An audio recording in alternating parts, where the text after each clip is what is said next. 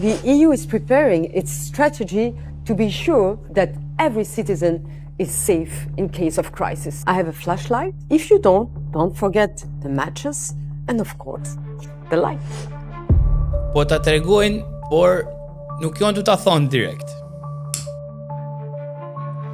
Të tanë jena duke ndje, çmime që rriten pak nga pak, fatura që dyfishohen, e politikan që dalin duke qeshur, po të nënkuptojnë që jena afër një krize globale, afër një lufte.